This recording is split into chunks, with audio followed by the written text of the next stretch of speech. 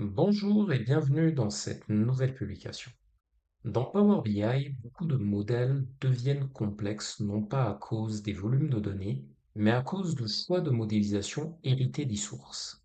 Il est très courant de voir des modèles en flocons, c'est-à-dire une table de référence principale entourée de tables d'attributs reliées entre elles en cascade. Techniquement, ça fonctionne, mais sur le plan analytique, ce n'est pas toujours optimal. Dans ce nouveau cas d'usage, nous partons d'une master data produit et ses attributs, que sont les catégories et sous-catégories de produits, qui sont chacune stockées dans des tables séparément.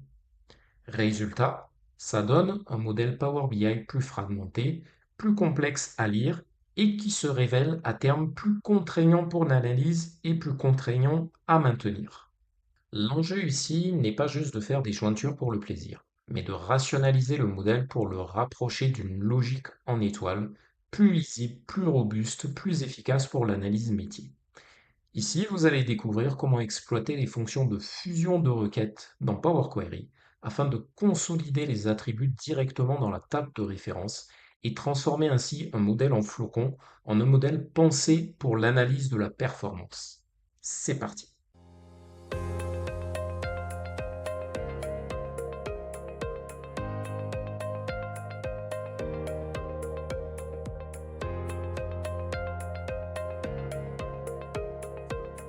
Donc là, nous sommes sur l'affichage de vue de modèle de Power BI et donc là, vous remarquez en fait que j'ai un modèle en flocon. C'est-à-dire que là, vous voyez, donc j'ai ma table de fait qui est Fact Internet Sales, donc des tables de DIM qui sont DIM Date, DIM Customer, DIM Product, et j'ai aussi des sous-dimensions comme DIM Product Subcategory et DIM Product Category, en fait, qui sont des sous-dimensions de DIM Product.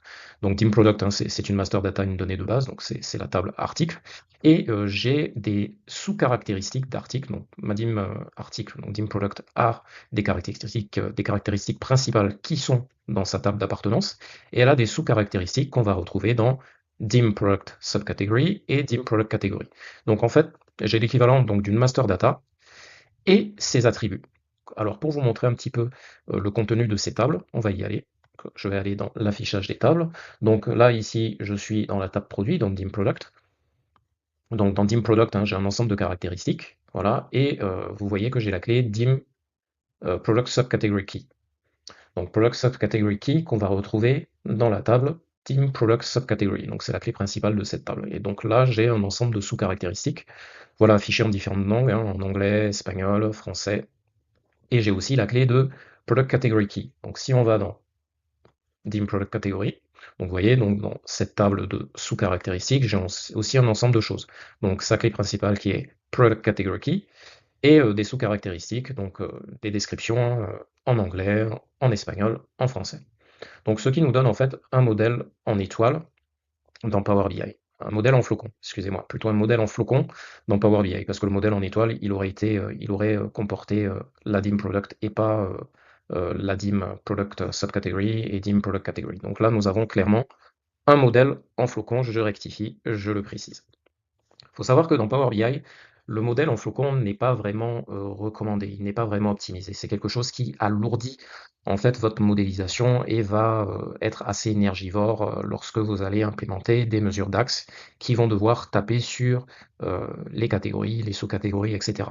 Donc, je vous propose de rationaliser tout ça en un modèle en étoile. Donc, on peut clairement se passer de ces deux tables, DIM Product Subcategory, DIM Product Category. Donc, nous allons ramener les informations de ces deux tables dans la DIM Product.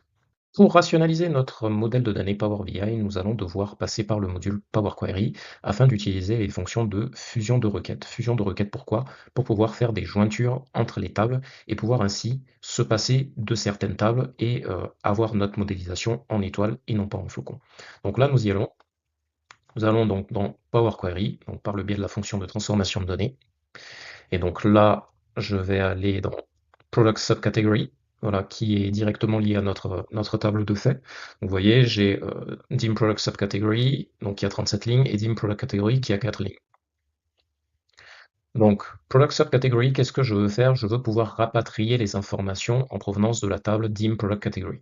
Donc, pour ce faire, je vais cliquer donc, sur la fonction de fusion de requêtes, et je vais choisir l'option juste fusionner les requêtes. Je ne vais pas faire fusion de requêtes comme des nouvelles, je vais juste fusionner mes requêtes. Donc là, je vais choisir la deuxième table, Dim Product Category, voilà, puisque j'ai Dim Product Subcategory. Donc je dois faire une jointure entre les deux tables, donc sur la base d'une clé commune. La clé commune, c'est Product Category Key, donc qu'on retrouve à la fois dans Dim Product Subcategory et dans Dim Product Category. Donc je sélectionne les deux colonnes. Alors pour les options, le type de jointure, donc je peux aussi bien choisir la jointure externe gauche. Donc en fait, jointure externe gauche, ça veut dire que ma table de référence qui va vraiment me servir de table principale dans laquelle je veux rapatrier les informations se trouve à gauche. Si elle était de l'autre côté, en fait, si j'avais plutôt Dim Product Category à la place de Dim Product Subcategory, j'aurais choisi une jointure externe droite. Voilà. Mais là, je vais choisir une jointure externe gauche parce que comme Dim Product Subcategory est vraiment la table de référence que je veux utiliser, donc considérez en fait dans votre projection mentale quelle est à gauche, et donc l'autre table donc, qui contient les informations qu'on veut rapatrier est à droite. Donc là, la jointure externe gauche, en fait, permet de garder l'exhaustivité des données, même quand les clés ne correspondent pas. Imaginez, par exemple, si j'ai des clés qui ne sont pas renseignées dans DIM Product Subcategory, eh bien, le fait d'avoir une jointure externe permet en fait de ne pas restreindre les données uniquement aux lignes qui ont des clés, mais en fait de garder toute l'exhaustivité de mes données dans ma table de référence. Donc là, on peut choisir jointure externe gauche. Ceci dit, nos deux tables, hein, elles ont des clés. Ou on peut choisir aussi la jointure interne, c'est-à-dire qu'on décide de restreindre cette fois-ci notre modèle de données aux seules lignes correspondantes. Je vous demande un petit peu d'observer l'information qui est en bas de notre encadré. Vous voyez, lorsque vous choisissez jointure externe gauche, il est écrit la sélection correspond à 37 lignes des 37 lignes de la première table. Donc là, en fait, en jointure externe gauche, donc on a 37 lignes, ça veut dire quoi? Que nous avons 37 lignes dans notre table Dim Product Subcategory.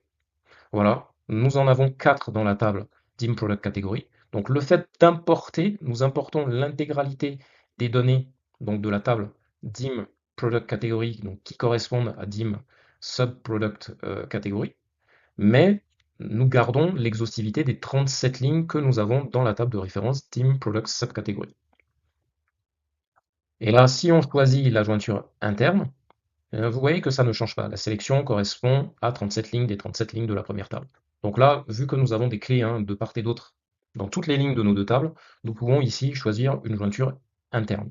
Notre modèle de données ne sera pas restreint uniquement voilà, à des lignes qui ont des clés versus des lignes qui n'en ont pas. Donc là, dans tous les cas, nous avons l'exhaustivité de nos données. On peut se permettre de choisir la jointure interne. Donc quand il se passe ça, vous voyez, vous avez cet élément. Donc on a une nouvelle colonne qui vient s'ajouter. Voilà, avec une nouvelle étape hein, dans les étapes appliquées qui est requête fusionnée. Donc notre nouvelle colonne, en fait, elle contient des éléments de table. Donc pour pouvoir importer cette fois-ci les colonnes dont nous avons besoin, il nous suffit de cliquer sur le petit symbole voilà, des doubles flèches donc, dans la nouvelle colonne. Vous cliquez là-dessus. Et là, vous allez pouvoir sélectionner uniquement les colonnes dont vous avez besoin. Donc là, je vous propose en fait de sélectionner uniquement la colonne French Product Category Name. On va se passer de la description espagnole, anglaise. On va aussi se passer de la colonne Product Category Key. Et vous pouvez choisir d'utiliser le nom de la colonne d'origine comme préfixe. Donc moi, je vais décocher ça. Ça va éviter hein, d'avoir des préfixes et suffixes. Et vous sélectionnez OK. Et donc là, nous avons vraiment la colonne importé en provenance de la table Dim Product Category, donc la colonne de nos Product Category en français, de nos catégories de produits en français. Donc là, ce que nous pouvons faire dans les étapes appliquées, on retourne dessus.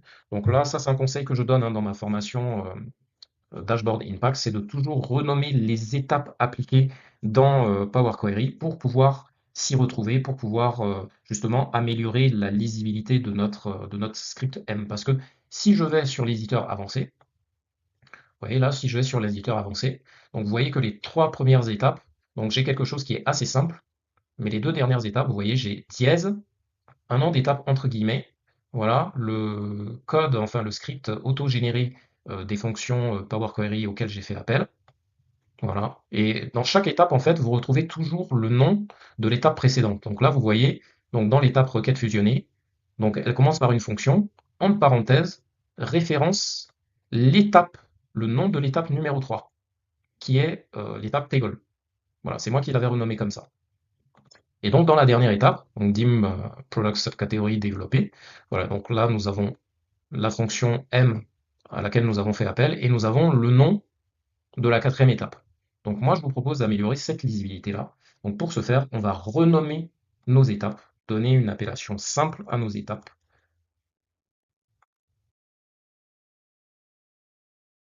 Donc vous positionnez sur l'étape en question, vous tapez sur la touche F2 de votre clavier. Donc là, le renommage, il va s'activer en surbrillance. Donc là, on va lui donner un nom sans espace. Donc là, je vais utiliser join.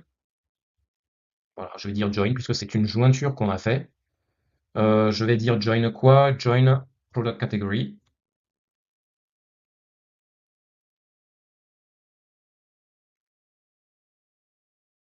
Voilà. Et dans ma dernière étape, qu'est-ce que je vais faire? Donc là, nous avons fait appel à, voilà, hein, à une colonne, justement, de notre table Product Category. Donc qu'est-ce que je vais faire? Je vais la renommer Expand, voilà, Product Category. Voilà, Expand Product. D'ailleurs, je vais renommer l'étape précédente, je vais faire plutôt Join Product. On va réduire un petit peu les caractères pour améliorer la lisibilité. Et donc là, si je retourne dans l'éditeur avancé, vous voyez là les deux dernières lignes de mon script M, nous avons quelque chose qui est simple. Donc join prod4, donc ça c'est le renommage que j'ai fait, qu'on retrouve là en référence dans la dernière étape. Voilà, et expand prod4 qu'on va retrouver dans l'application de l'ensemble du script, donc dans la clause in de notre script. Donc ça, le fait de renommer en fait les étapes appliquées dans Power Query vous permet en fait de simplifier la lisibilité du script M lorsque vous affichez l'éditeur avancé. C'est bon, je vais refermer ça.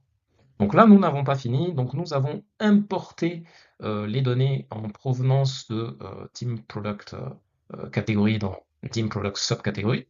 Donc là, qu'est-ce qu'on peut faire? Donc du coup, Dim Product Category, qu'est-ce qu'on peut faire en fait? On peut se passer de cette table, on peut justement masquer, voilà, nous pouvons masquer cette table. Donc nous pouvons décocher justement cette option. Vous voyez cette option-là, activer le chargement. Je vais vous montrer ce que ça fait. Donc lorsque nous allons appliquer les étapes, vous allez voir qu'il y a une table qui va disparaître. Voilà, vous voyez, la table Dim Product Category, elle a disparu. Parce que voilà, nous l'avons masqué, hein, en quelque sorte, nous avons désactivé l'option d'activation du chargement. Et là, nous retrouvons justement notre voilà, French Product Category Name, donc que nous avons importé là-dedans. Mais nous n'avons pas fini, donc nous allons en faire de même. Justement, nous allons importer les informations de dim product subcategory, nous allons les importer dans dim product et pouvoir justement désactiver l'affichage de dim product subcategory. Donc là, on retourne dans Power Query. Donc je vais me mettre donc, dans la table dim product cette fois-ci. Donc nous allons nous baser sur product subcategory key. Et là, je vais aller donc sur la fonction de fusion de requête. Alors, je vais d'abord choisir product subcategory key, voilà, dans ma dim product, et choisir voilà, la table dim product subcategory. Donc notre clé commune, c'est product subcategory key. Alors là, vous voyez, vous remarquez quelque chose, hein. Justement la différence entre les jointures externes et les jointures internes. Donc jointure externe gauche, parce que là, ma table de référence, la première table, c'est dim product. Cette table, j'en ai besoin dans mon modèle de données. Donc je vais garder la jointure externe gauche. Cette table est à gauche. Visualisez un petit peu le schéma, hein, projetez-vous mentalement. Donc vous considérez que c'est votre table de référence, donc dim product est la table de référence. Vous la positionnez à gauche ou à droite, ça va dépendre de votre besoin. Là, Power Query la met automatiquement à gauche, donc je vais le garder tel quel. Si ma table de référence était dim product subcatégorie, j'aurais choisi la jointure plutôt externe droite, justement, pour importer les informations en provenance de dim product dans dim product subcategory. Mais voilà, ça n'a pas vraiment de sens de faire ça comme ça. Donc là, on va garder ça. Donc juste pour vous montrer la différence entre la jointure de type externe et la jointure interne. Donc là, vous voyez, dans dim product, en fait, j'ai des product subcatégories qui n'ont pas de clé, donc dont la clé est nulle. Voilà, donc en fait, j'ai des produits, voilà, qui n'ont pas de sous-catégorie de produits, clairement. Voilà. Et donc, là, vous voyez, si je garde la jointure externe gauche, vous voyez ce qui est écrit en bas de l'encadré. La sélection correspond à 397 lignes des 606 lignes de la première table. Donc ça veut dire que dans ma table dim product, j'ai 606 lignes. Et donc clairement, avec ma jointure externe gauche, on trouve 397 correspondances. Donc, si je choisis la jointure externe gauche, donc là, vous voyez, je vais retourner un petit peu ici. Donc j'ai toujours des lignes avec des product subcatégories qui sont nulles. Voilà, donc des produits qui n'ont pas de sous-catégorie, clairement. Donc maintenant, nous allons tester la jointure interne. Si je choisis la jointure interne, vous voyez d'ailleurs c'est écrit, hein, seules les lignes correspondantes. Donc là, on voit toujours écrit la sélection correspond à 397 lignes des 606 lignes de la première table.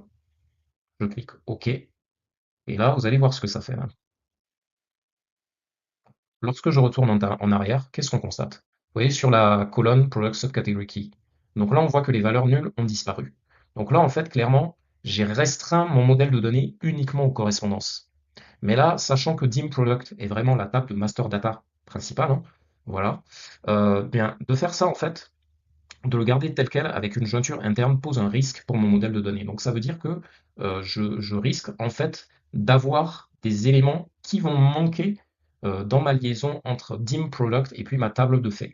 Donc ça, c'est un risque que je ne veux pas prendre. Donc lorsque vous avez une table avec des données de base, voilà, la table principale, hein, donc la table de master data principale, je vous recommande vraiment de garder l'exhaustivité des données dans cette table-là. On peut allez, à la rigueur, restreindre les données quand on a des sous-catégories de produits, des sous-sous-catégories, etc.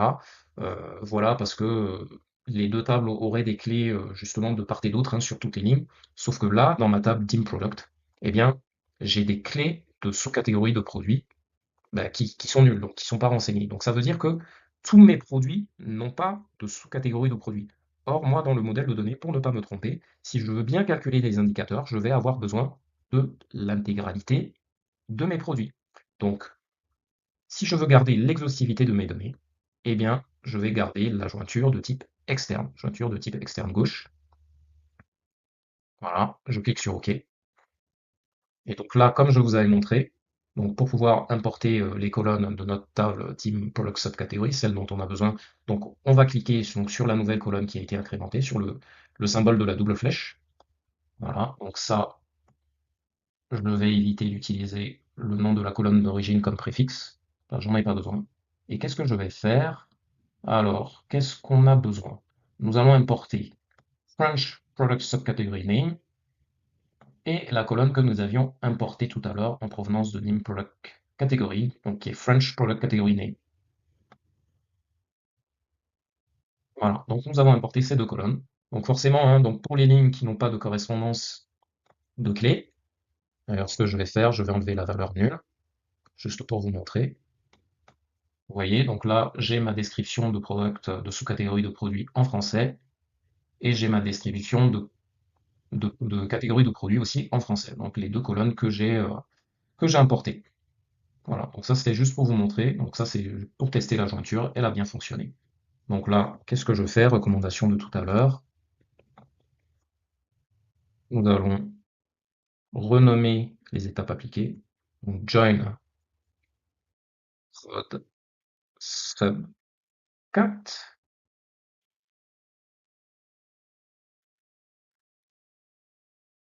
Et dans la dernière étape, nous allons également la renommer. Cette fois-ci, on va mettre expand prod sub 4. Voilà, je vais appliquer ces étapes-là. Alors oui, j'ai oublié quelque chose. Je retourne dans Power Query. D'ailleurs, c'est très bien hein, que je l'ai oublié parce que ça, c'est quelque chose qui vous arrivera aussi hein, dans vos projets. Donc, qu'est-ce qu'on va faire? Nous allons justement désactiver l'option activer le chargement. Et là, nous allons appliquer les étapes. Voilà. Donc là, maintenant, nous avons notre modèle de données qui est rationalisé, optimisé, rationalisé à notre table de faits et à nos dîmes. Voilà. Donc là, vous voyez, on a Dim Product qui apparaît et les éléments en provenance de Dim Product catégorie, sous-catégorie, nous les avons importés donc dans Dim Product. Donc, elles y sont maintenant. Voilà. Nous avons ces deux colonnes, French Product Subcategory Name, French Product Category Name. Donc nous avons ces deux éléments avec l'exhaustivité de nos informations. Donc là, nous avons un modèle en étoile rationalisé, optimisé justement pour pouvoir utiliser toute la puissance de calcul de Power BI, notamment quand il va falloir faire des mesures DAX.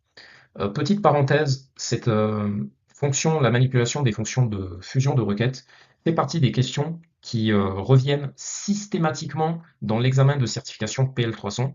Donc, si vous avez l'intention de passer cet examen, que vous travaillez avec Power BI depuis quelque temps, ou que vous avez commencé à prendre en main Power BI et que vous voulez passer l'examen, il faut savoir que cet élément, vous allez devoir le maîtriser. Donc, si je retourne justement dans Power Query, vous voyez justement la fonction de fusion de requêtes. Je vais revenir là-dessus sur l'Import Category. La fonction de fusion de requêtes. Voilà, fusion de requêtes, ajout de requêtes. Alors, ajout, c'est autre chose, hein. Ça, c'est pour faire une union entre nos tables, donc vraiment une compilation entre deux tables qui ont la même structure. Bref, les questions sur ces deux fonctions reviennent systématiquement dans l'examen de certification PL300. Donc, si vous vous intéressez à la certification, c'est quelque chose que vous devez maîtriser. C'est tout pour cette vidéo, vous avez eu un aperçu de l'utilisation des fonctions de fusion de requêtes dans Power Query pour rationaliser votre modèle de données Power BI. Si cette vidéo vous a plu, n'hésitez pas à mettre un petit like. Si vous cherchez une alternative à Excel pour produire des tableaux de bord percutants afin de donner plus de sens à vos analyses, ou que vous vous intéressez à la data visualisation sans forcément savoir par où commencer, vous avez la possibilité de suivre une formation gratuite dans laquelle vous allez découvrir comment utiliser la puissance de la data visualisation pour produire un dashboard impactant, et ce, même si vous n'êtes pas expert en informatique. Pour y accéder, il vous suffit de cliquer sur le lien en description de cette vidéo. Portez-vous bien et à bientôt.